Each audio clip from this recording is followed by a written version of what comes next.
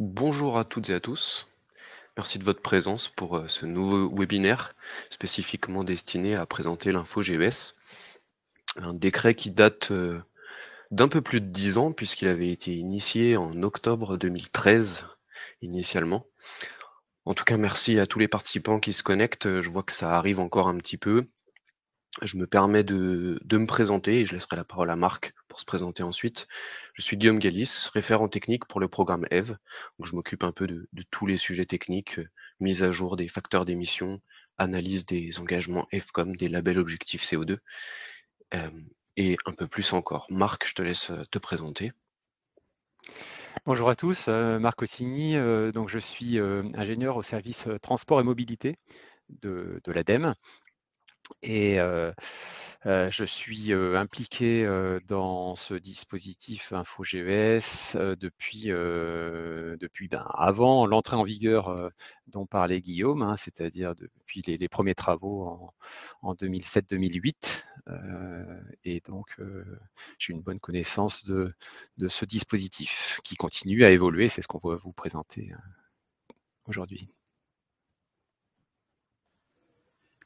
Merci. Donc, Mathilde Auger, je travaille, du coup, donc chez EcoCO2 pour, plus particulièrement donc au sein du programme EVE et sur, la plateforme d'échange de données environnementales transport, qui est une plateforme à destination des transporteurs, commissionnaires et chargeurs et qui permet aux entreprises, comme son nom l'indique, mais d'échanger, de transmettre, d'échanger de la donnée environnementale entre, les 3 profils. Merci. Avant de commencer, je me permets de rappeler les quelques règles pour ce webinaire. Déjà, vous devriez voir s'afficher un bouton aide si jamais vous avez des problèmes techniques de son, d'image, etc. Sachez que le support de conférence que vous voyez à l'écran, il est d'ores et déjà disponible en téléchargement. Il y a un petit bouton nuage avec la flèche qui descend vers le bas que vous pouvez télécharger et que nous vous invitons à télécharger, mais qui sera de toute façon normalement envoyé à toutes les personnes qui se sont inscrites. Le replay de ce webinaire sera transmis par mail et sera disponible sur la chaîne YouTube officielle du programme EVE. Vous êtes invités à poser vos questions dans la rubrique questions, donc il y a un onglet questions qui s'affiche normalement sur votre écran. Vraiment essayer de privilégier cet onglet plutôt que le chat général. Ça nous permet vraiment d'avoir toutes les questions au même endroit. Et vous pouvez également voter pour les questions qui vous semblent plus intéressantes et pertinentes afin qu'on y réponde en priorité. Et enfin, un dernier petit point, éviter toute publicité dans le chat général qui ne concerne pas le programme EVE. On est vraiment ici pour parler d'info GES dans le cadre du programme EVE. Le plan de ce webinaire, ici en 5 parties. Donc Marc débutera par une présentation du contexte réglementaire et normatif avec les objectifs de réduction d'émissions de GES et les réglementations européennes et françaises. Ensuite, Mathilde prendra la suite en présentant l'info GES de manière générale avec les méthodes de calcul, les obligations qu'ont les acteurs du transport et de la logistique. Et ensuite, je terminerai avec 3 parties, donc le calcul des émissions de GES via les outils du programme EVE, la déclaration de l'info GES dans la plateforme d'échange de données, et enfin une partie de conclusion où on présentera les futures évolutions des outils EVE qui vont être intégrés dans un site unique, le SI EVE. Marc, je te laisse la parole pour présenter le contexte. Merci Guillaume. Donc effectivement, quelques éclairages assez généraux qui sont intéressants d'avoir en tête avant d'aborder le dispositif proprement dit. Donc les émissions de gaz à effet de serre en France, on a ici un inventaire sur l'année 2022 dans lequel vous voyez à gauche que si l'on décompose les émissions nationales entre les différents secteurs d'activité, les transports contribuent à hauteur de 32% à ce bilan national. Et contrairement aux autres secteurs qui affichent, c'est la colonne que vous voyez à droite, une évolution à la baisse sur la période 1990-2022, les transports sont encore à un niveau légèrement supérieur à celui de 1990, donc plus 5%. Et on vous donne ici la décomposition par catégorie d'activité, de véhicules. Donc les transports de marchandises, les véhicules lourds, disons, hein, parce qu'il y a aussi des bus écarts là-dedans, font 12,5% de plus d'émissions qu'en 1990, etc. Les véhicules utilitaires légers, plus 6,9%, les voitures, l'avion, mode fluvial puis maritime. Donc des émissions qui ont globalement sur la période augmenté puis légèrement diminué sur l'ensemble de cette période. Alors que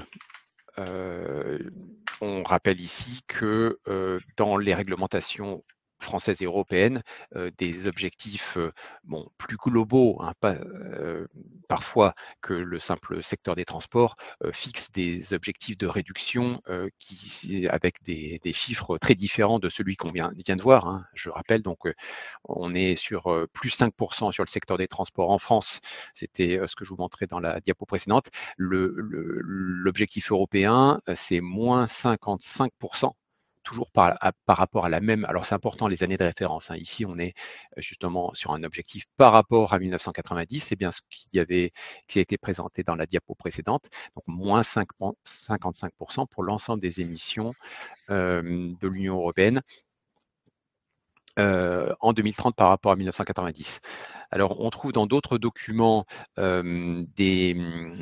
notamment au niveau de l'Europe, ici en dessous, un règlement sur la répartition de l'effort entre les États membres et les secteurs, certains secteurs économiques, dont le transport routier, qui ne sont pas concernés par notamment les systèmes de quotas d'émissions. Et donc là, on voit que cette fois, l'année de référence est en 2005. Il y a eu un rehaussement, un durcissement des objectifs précédents qui étaient fixés. Et donc, le nouvel objectif est de moins 47,5% pour les émissions françaises de l'ensemble de ces secteurs par rapport à 2005. Et donc, dans la stratégie nationale bas carbone, concernant le secteur des transports spécifiquement, l'objectif qui ici est encore par une autre année de référence, cette fois 2015, affiche donc moins 28% en 2030 par rapport à 2015. Donc voilà, donc j'insiste sur le fait que voilà, quand vous entendez parler d'objectifs dans le cadre de ces réglementations, posez-vous bien la question de quelle est l'année de référence, puisque vous voyez sur les 3 documents ici, ça change, 1990, 2005 et 2015. Donc l'année de référence n'est pas toujours la même pour la même année de l'objectif qui est la fin de cette décennie, donc 2030. Alors, pour se rapprocher de notre sujet de l'info-GES, on a ici 2 éléments structurants. Tout d'abord, la nouvelle norme ISO, son numéro c'est 14083. Elle a été publiée en mars 2023 et elle porte sur les méthodologies de calcul des émissions de gaz à effet de serre liées à des opérations de transport, de chaînes de transport, et ainsi que sur la déclaration de ces émissions, typiquement aux clients de la part d'un prestataire de transport. Cette norme fait suite à une précédente norme qui était européenne. Une norme ISO, c'est international, c'est tous les continents. La norme précédente n'était qu'une norme à l'échelle européenne, EN 16258. Elle avait servi de référence à la réglementation française Info-GES Transport. Et dans cette norme ISO, on a un ensemble un exposé méthodologique très détaillé qui confirme, enfin qui va dans le même sens que ce qui était présent dans la norme européenne, mais qui apporte quelques nouveautés.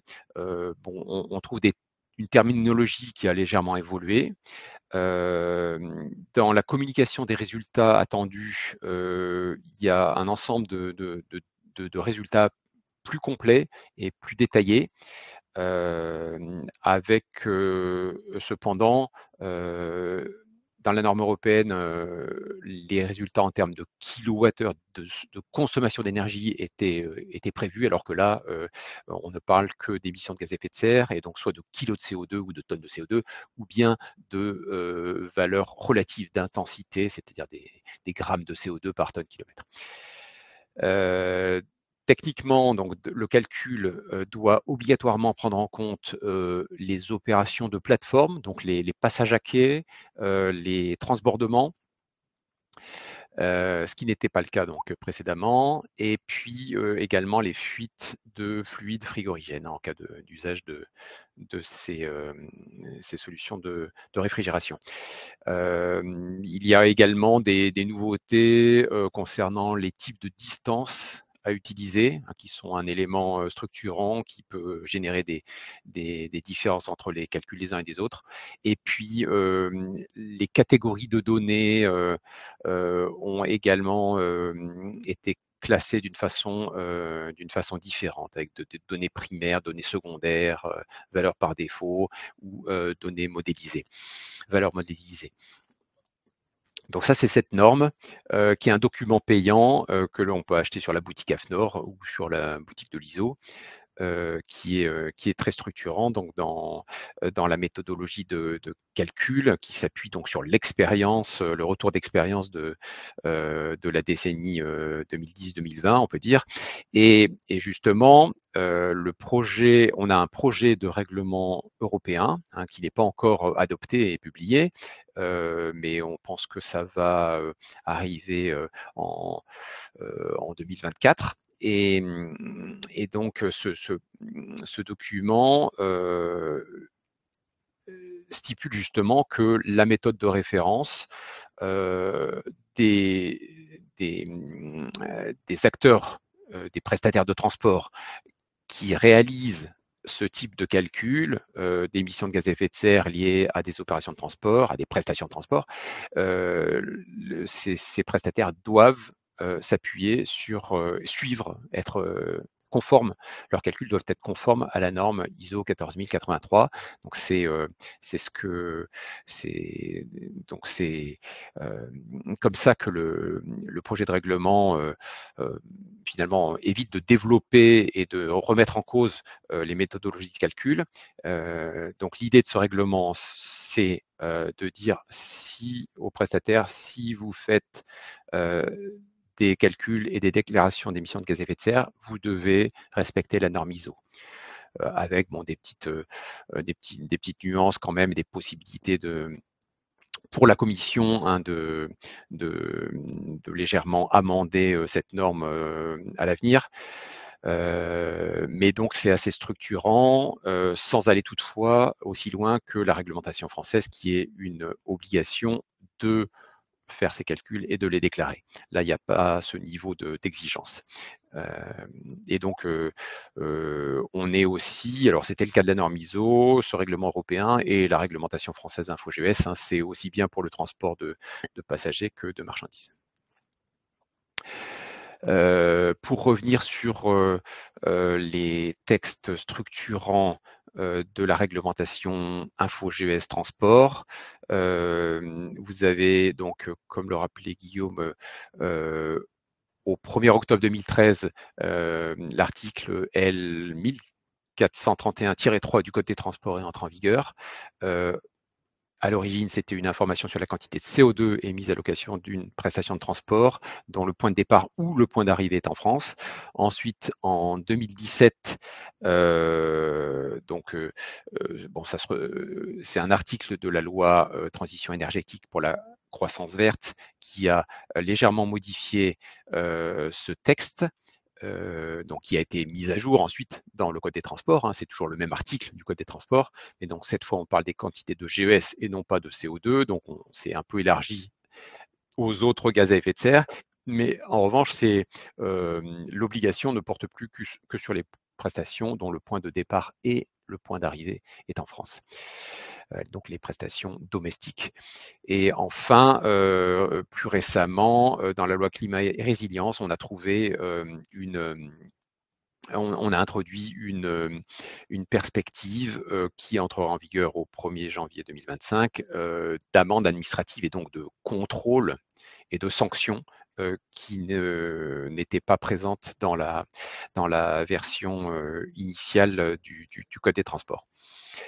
Et enfin, il y a, on mentionne ici deux articles de lois différentes qui portent de façon plus générale sur la première, les déclarations de performance extra-financière, hein, DPEF. Donc les grandes entreprises qui sont soumises à l'obligation de publication doivent y inclure les émissions liées au transport, donc ce qui les conduit potentiellement à demander à leurs prestataires de transport de les informer sur ces émissions.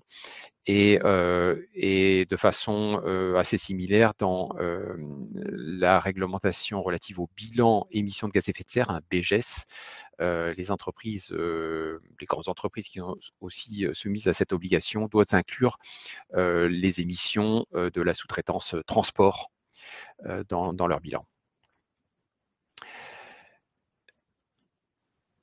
Voilà pour le contexte. Je passe la parole à Mathilde, c'est ça ? Oui, c'est ça. Merci, Marc. Donc là, le sujet sur lequel on va détailler un petit peu les différents éléments, notamment donc sur les obligations réglementaires et ensuite concrètement comment calculer vos émissions de gaz à effet de serre. Donc vous avez en première partie donc l'article, donc en effet L 1431.3 du Code des transports qui explique donc justement qui est concerné par cette réglementation. Donc c'est tout professionnel qui commercialise des prestations de transport pour le compte d'autrui. Et du coup, je vais répondre aussi directement à la première question qui s'est posée dans le chat.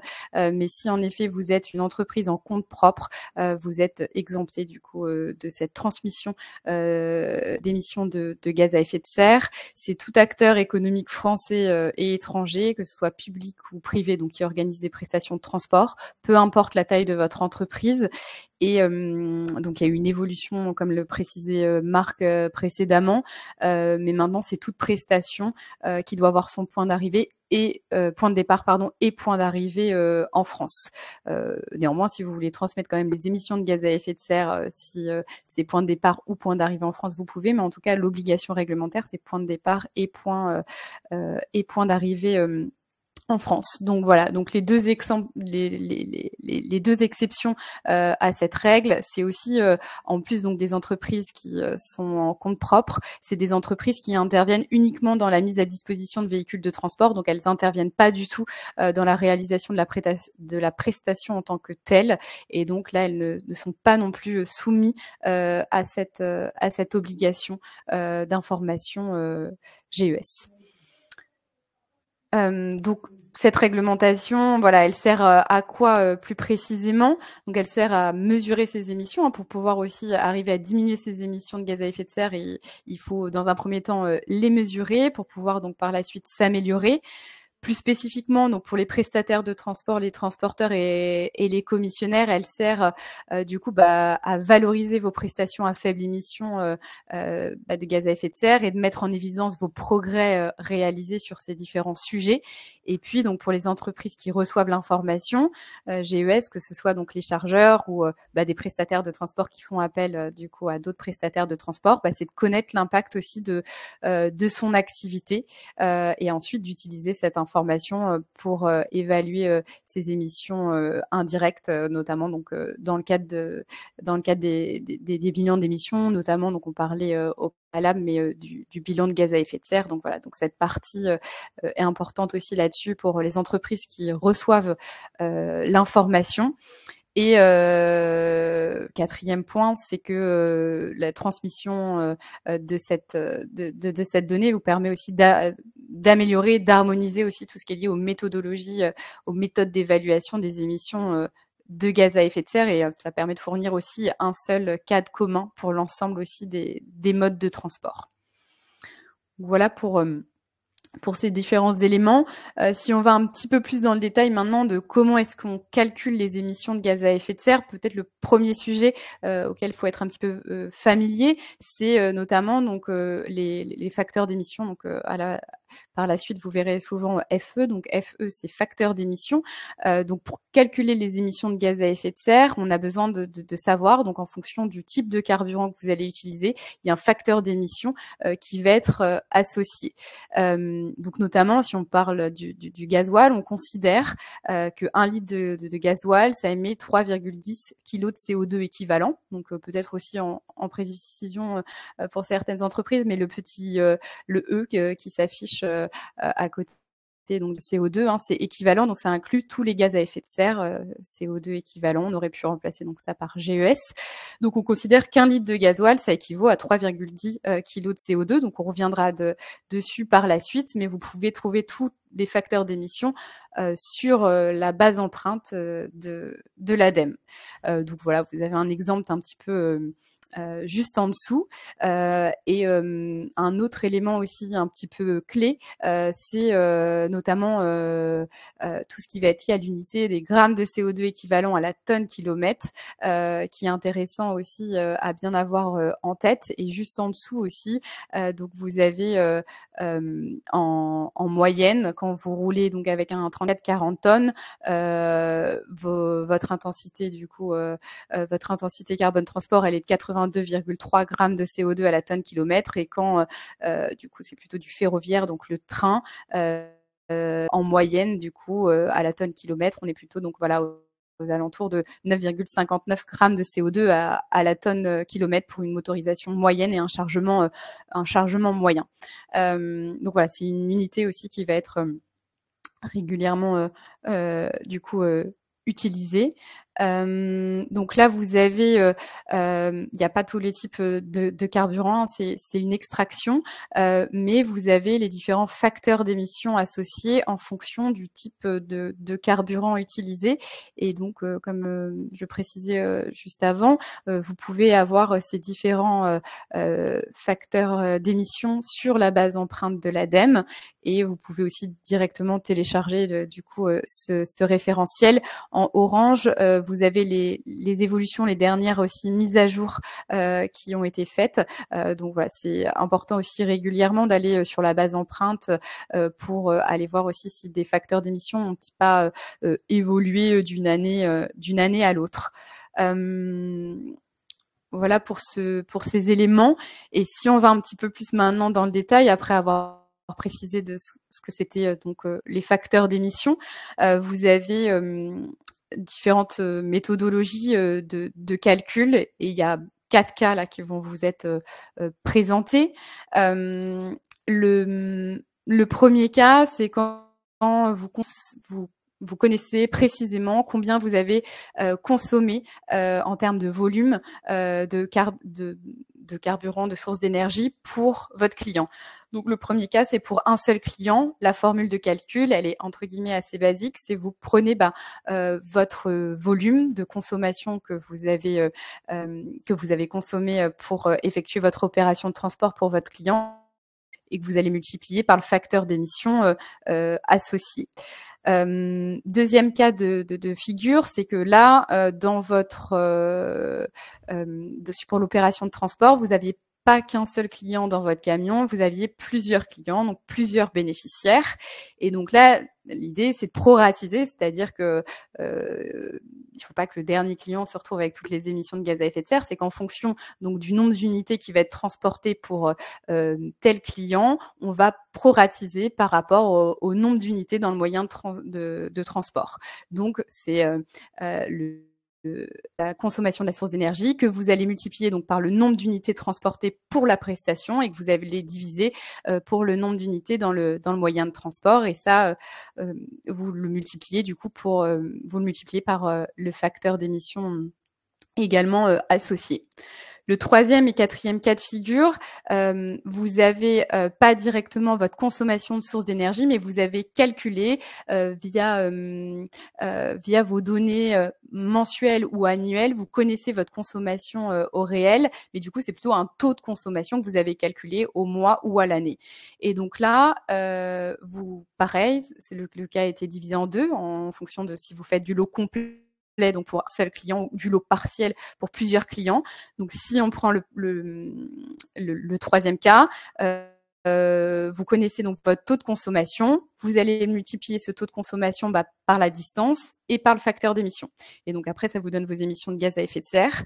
Et le quatrième cas de figure, c'est quand là, donc du coup, c'est du lot partiel, donc vous avez plusieurs bénéficiaires. Et pareil, il faut proratiser les émissions de gaz à effet de serre en fonction du poids que vous allez transporter pour votre client. Donc vous avez la formule qui s'affiche aussi directement sous vos yeux.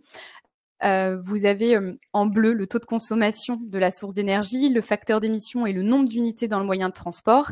Et ça, c'est cette fameuse donnée agrégée dont on parlait un petit peu précédemment, qui est du coup en grammes de CO2 équivalent à la tonne kilomètre. Et donc, voilà, quand vous avez aussi directement votre donnée agrégée, on en parlera après, mais quand vous êtes engagé, par exemple, dans Objectif CO2 ou FCOM, vous avez votre donnée agrégée au global et vous avez votre donnée d'agrégée en fonction différents segments. Et l'idée, c'est d'aller directement récupérer cette donnée agrégée pour éviter à chaque fois de récupérer le taux de consommation, le facteur d'émission et le nombre d'unités dans le moyen de transport, puisque vous l'avez déjà calculé, autant utiliser directement cette donnée que vous avez via les différents outils. Et donc, vous prenez cette donnée agrégée, multipliée par le nombre d'unités transportées sur la prestation, multipliée par la distance que vous avez parcourue. Donc, voilà un petit peu les 4 formules clés et à utiliser en fonction des données que vous allez pouvoir avoir. Sur la réglementation, il y a des niveaux qui existent.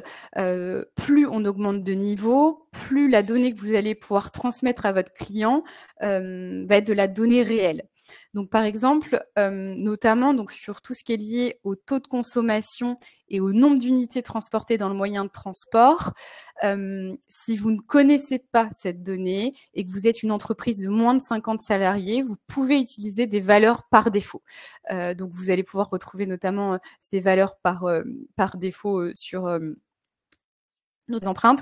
Et donc, voilà, vous savez que vous avez roulé avec tel type de camion. Et donc là, on va vous dire, avec ce type de camion, vous consommez tant et vous transportez en moyenne tant d'unités dans votre véhicule.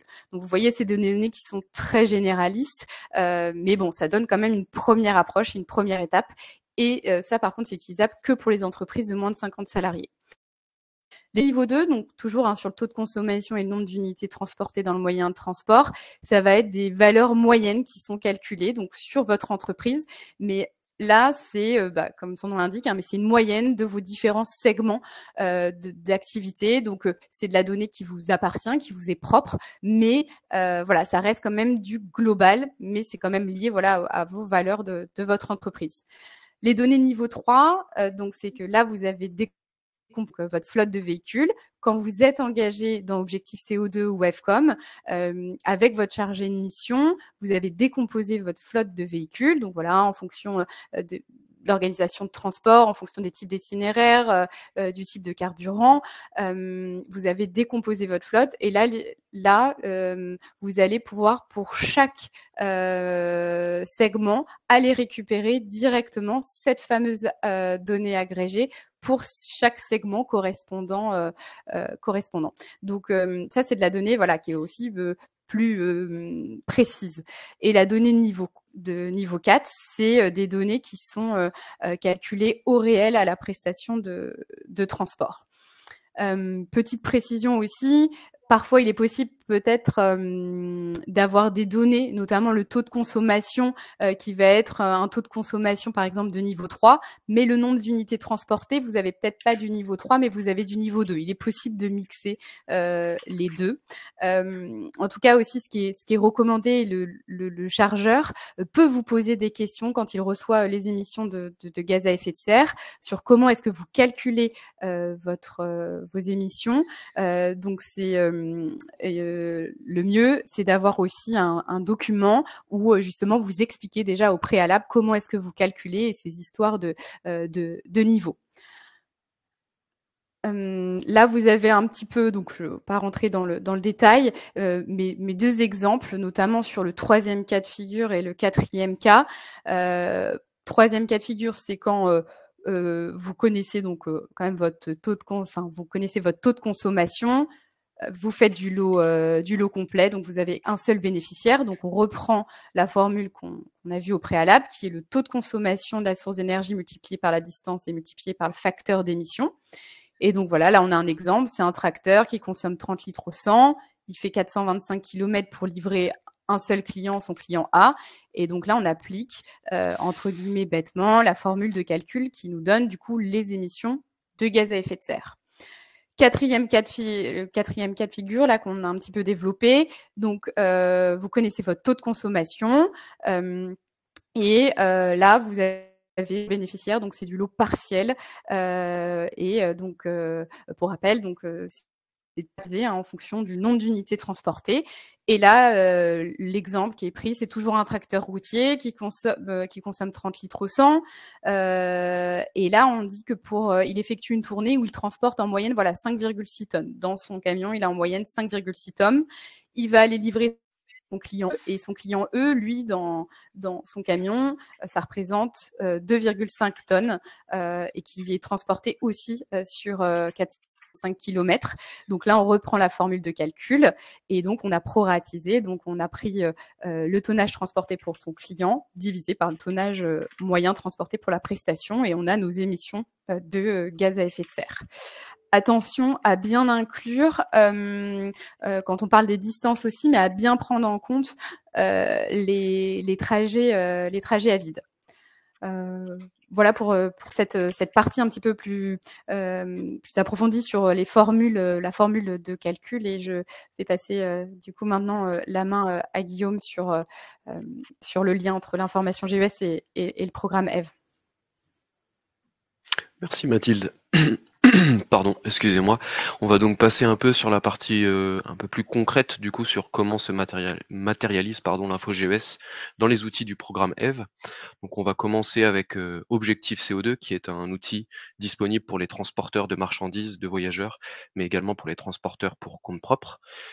Ici dans Objectif CO2, on vient travailler donc avec les entreprises pour tout d'abord segmenter les flottes de véhicules par gabarit, par différents donc gabarits, du véhicule utilitaire léger de catégorie 1 jusqu'à l'ensemble routier 40-44 tonnes.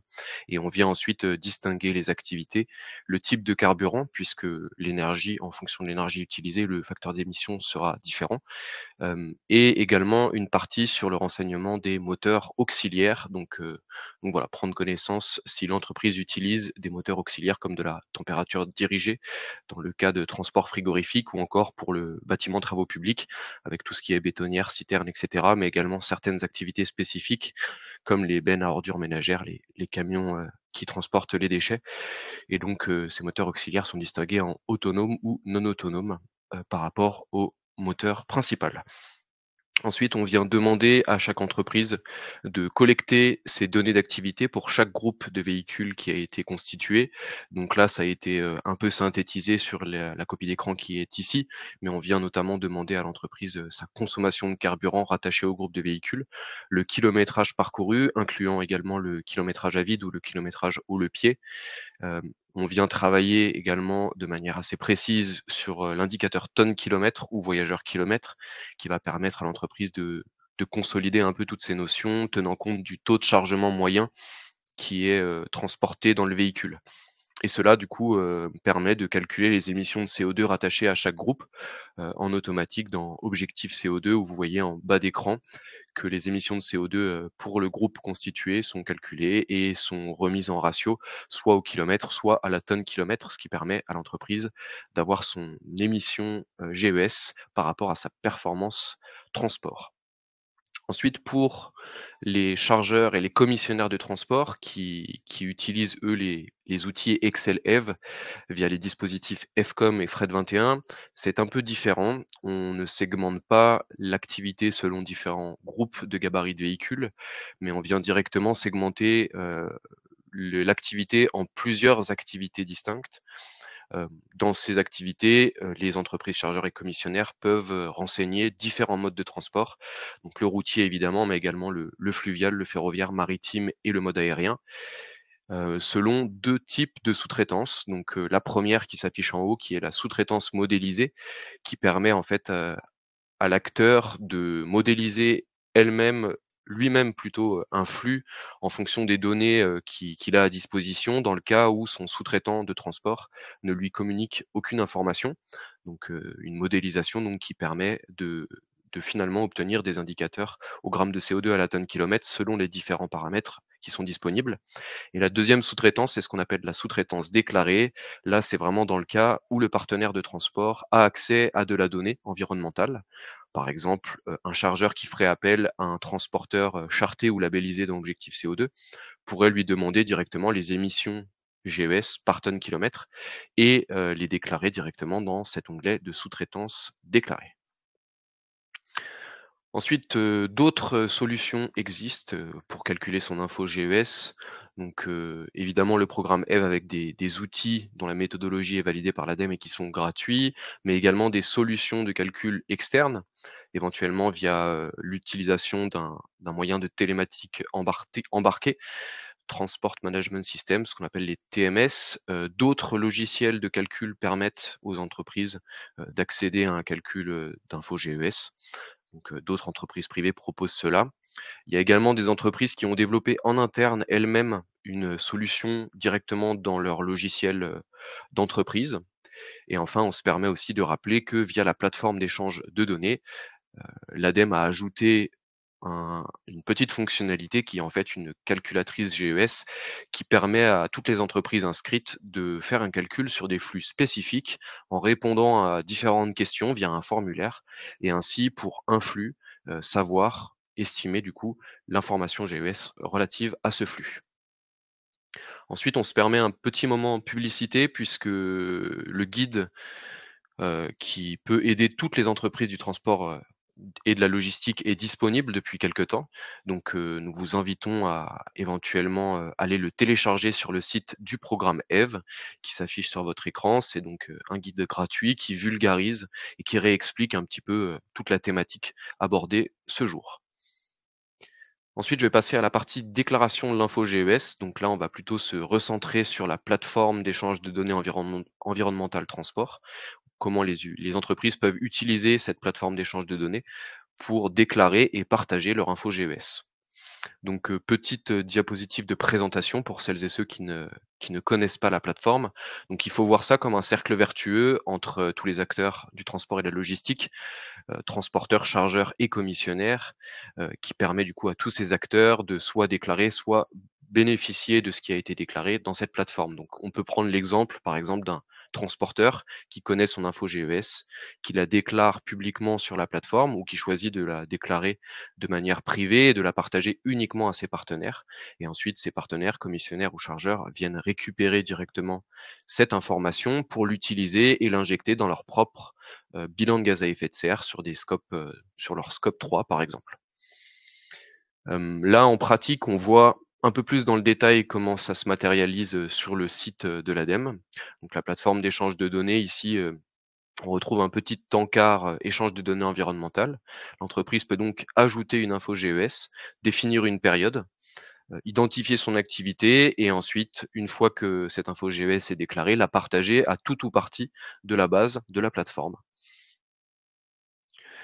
Si vous êtes, intéressé pour en savoir plus, sachez que Mathilde organise, régulièrement, donc mensuellement, des réunions pour présenter un peu plus en détail la plateforme d'échange de données. Donc, si vous êtes, une entreprise intéressée, n'hésitez surtout pas à vous inscrire à ces ateliers. Ça permet d'avoir, un moment d'échange un peu privilégié, en groupe assez restreint, et de poser toutes vos questions et d'être accompagné par Mathilde dans le renseignement de toutes ces informations.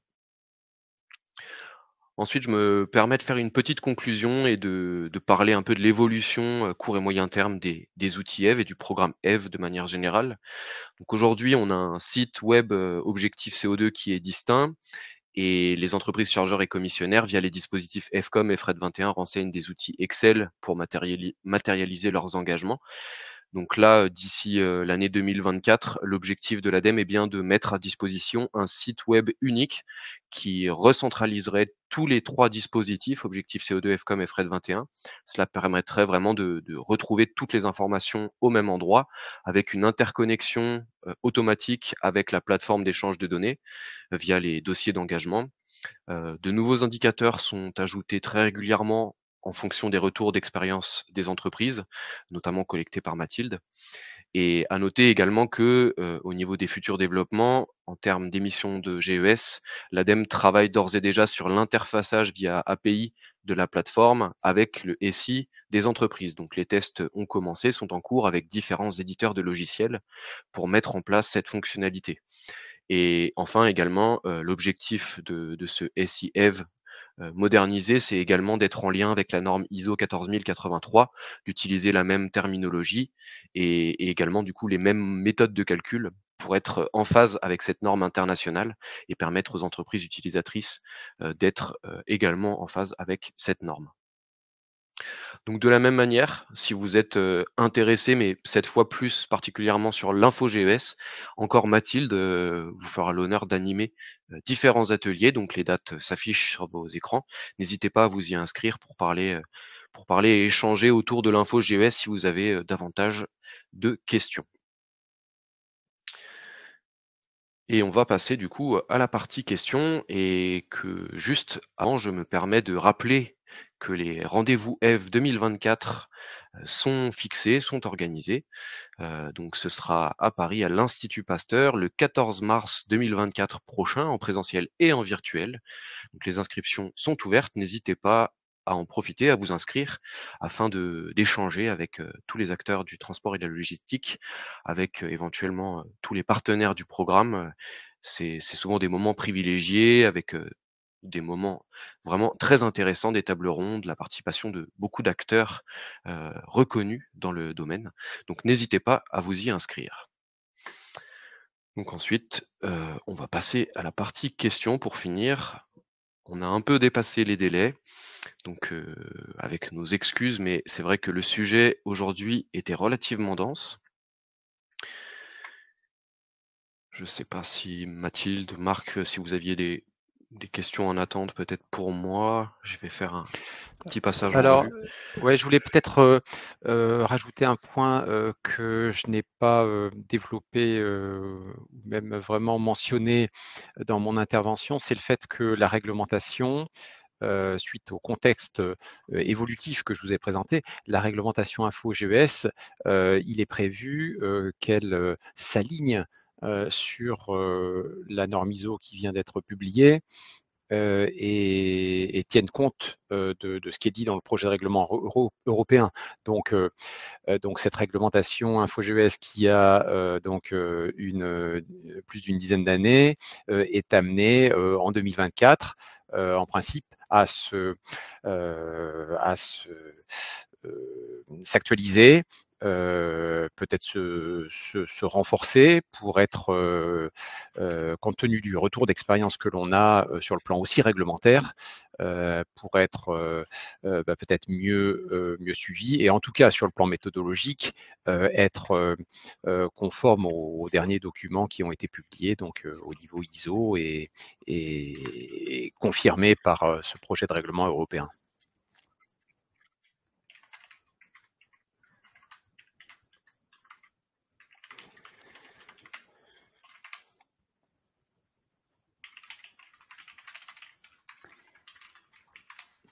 Alors, je vais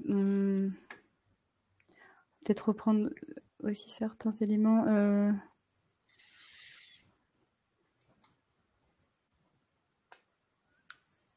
Alors, je vois comme ça en vrac, on demandait est-ce que ces solutions sont payantes En tout cas, la plateforme, non, ça n'est pas payant.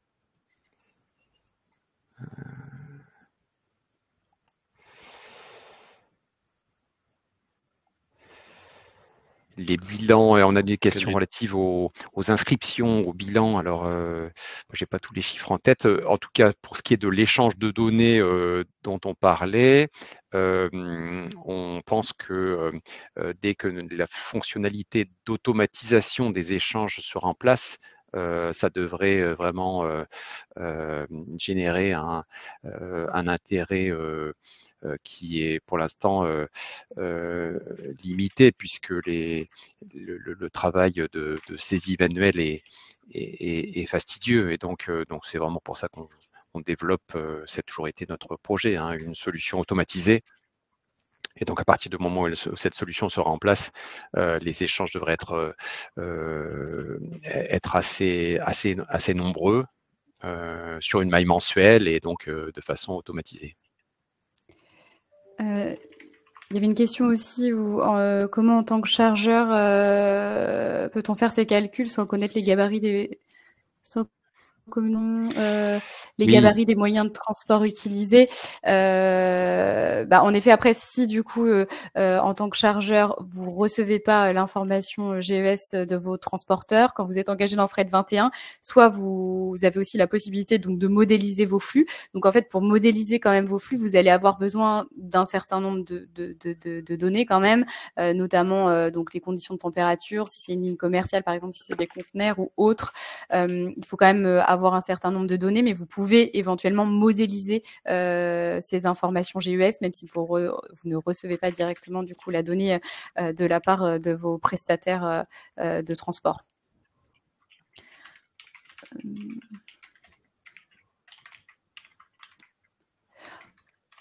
Peut-être aussi pour préciser, mais on ne parle dans la présentation que d'émissions de CO2. En fait, quand on dit CO2, c'est généralement, donc il y a un petit E à côté, donc c'est CO2 équivalent, donc qui inclut aussi les autres gaz à effet de serre.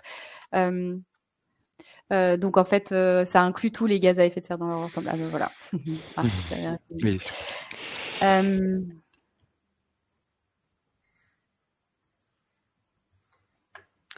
Marc, j'ai pas cette information. Il y a une question à propos des facteurs d'émission à l'étranger. J'imagine que c'est notamment toute la partie approvisionnement énergétique qui peut changer et donc faire varier les facteurs d'émission selon les pays d'exploitation. Mais une question sur où est-ce qu'on trouve les facteurs d'émission à l'étranger. J'avoue que la base empreinte, anciennement base carbone, est très connue pour la France, mais où est-ce qu'on peut trouver ça à l'étranger? Alors, dans la base empreinte, on a des modes comme le maritime et l'aérien qui sont assez, dont les valeurs sont a priori assez pertinentes pour l'échelle continentale ou intercontinentale. La performance des porte-conteneurs n'est pas spécifique au trafic maritime, au transport maritime en relation avec la France, hein. Donc pour ces modes-là. Ensuite, pour le transport routier, c'est sûr que les conditions de trafic, les types de véhicules peuvent varier sur certains continents. Et donc là, il faut avoir accès à des données spécifiques à ces pays.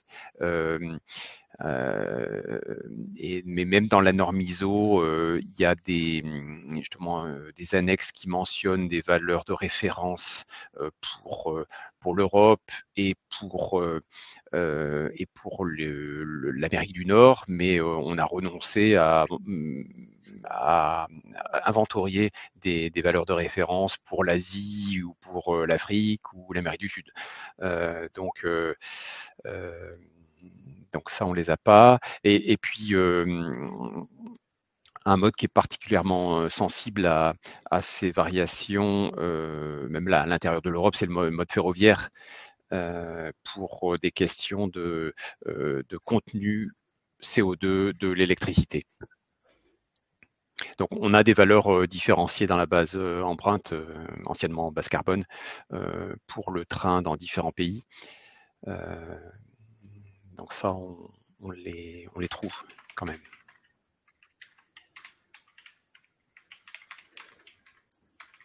Il y avait une autre question aussi sur, mais je crois Guillaume, tu es en train de répondre en direct, mais sur l'obligation. Y a-t-il une obligation en France de différencier les émissions en amont et combustion? Et même question concernant les émissions liées à la fabrication. Ouais, ça fait partie du coup de ce que la norme ISO 14083 demande. C'est du coup de bien distinguer les facteurs d'émission dans l'amont et dans l'aval. Oui, alors sauf la fabrication, si la question porte sur la fabrication des véhicules, là, c'est un processus qui est toujours hors du périmètre dans la norme ISO, mais qui sera peut-être pertinent d'intégrer dans une prochaine version. La fabrication des véhicules, voire la construction des infrastructures de transport. Mais pour l'instant, ça n'est pas le cas. En tant que chargeur, là il y avait une question, en tant que chargeur, avons-nous une obligation de déclaration de nos émissions de GES, et si oui, sur quelle plateforme? Alors du coup, ça dépend de la taille de votre entreprise, mais vous êtes peut-être soumis du coup à l'obligation réglementaire du bilan de gaz à effet de serre. Donc là, ça dépend de... Oui. Ouais. Auquel cas, C'est plus il y a une plateforme de 500 déclaration. salariés en Ouais. France. Et là, il y a un site de déclaration des bilans GES. Ouais. BGES, ouais. Plus de 500 salariés en France continentale et plus de 250 en Outre-mer. Et en effet, du coup, depuis assez récemment, le scope 3 est devenu obligatoire. Donc, en tant que chargeur, ça intègre donc toutes les émissions liées au transport réalisées par des sous-traitants qui va venir dans votre scope 3. Donc, voilà, ça dépend essentiellement de la taille de votre entreprise. Mais si plus de 500, oui, vous êtes obligé tous les 3 ou 4 ans de mettre à jour votre bilan de gaz à effet de serre.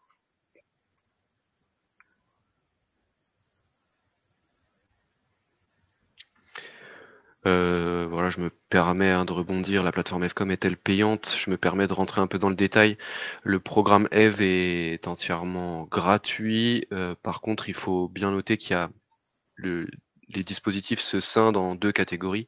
Il y a ce qu'on appelle les chartes d'engagement volontaire, qui dans tous les cas sont gratuites pour toutes les entreprises. Et ensuite, il y a une seconde partie qui est le label de performance environnementale. Donc là, c'est vraiment pour les entreprises qui sont vraiment arrivées à maturité dans leur collecte de données, dans le calcul de leurs indicateurs. Et elles peuvent du coup déclencher des audits qui sont externes, qui sont encadrés par l'ADEME et qui viennent faire intervenir des personnes donc externes au dispositif pour un souci de neutralité. Et dans ce cas, les labels de performance sont payants, pris en charge selon la taille de l'entreprise, mais pas complètement. Donc voilà, la charte d'engagement volontaire qui est le dispositif d'engagement classique est de toute façon gratuit. Par contre, si vous voulez passer sur les labels de performance, il y a une petite participation financière à compter en plus en fonction de la taille de votre entreprise. Peut-être aussi une autre question, mais en tant que consultant, avons-nous intérêt à utiliser la plateforme F pour récupérer des informations GES pour nos clients? Donc cette plateforme, elle est à destination des transporteurs, commissionnaires, chargeurs. Donc si vous êtes un consultant, vous n'avez pas accès, si vous n'êtes pas dans l'un des 3 profils directement à la plateforme. La plateforme, par contre, permet aux transporteurs de transmettre cette donnée directement à leurs clients chargeurs.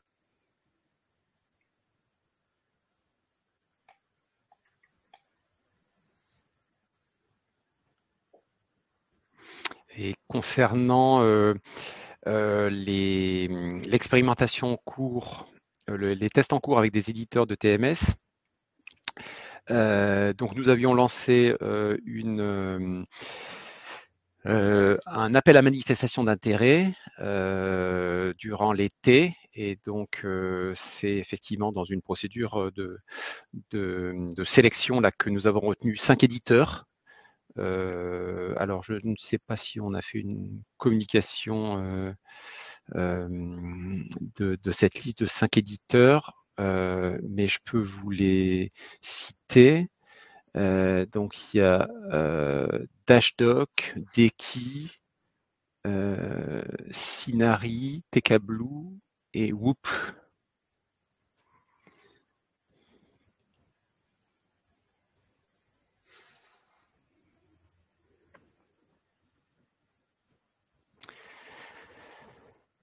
On a aussi une question sur oui, si le transporteur a obligation de communiquer son GES auprès de ses clients, c'est au global, hein, c'est la prestation qu'il a réalisée. Ensuite, charge en principe au chargeur, au client de faire le rapport avec le nombre de colis qu'il avait confié à son transporteur. Peut-être aussi, ouais, sur la période, en tout cas sur la plateforme d'échange de données environnementales. Bon, là, on ne parle pas de période, mais peut-être aussi pour préciser, sur la plateforme d'échange de données environnementales, la période, elle est mensuelle aussi, quand on transmet ses émissions à son client.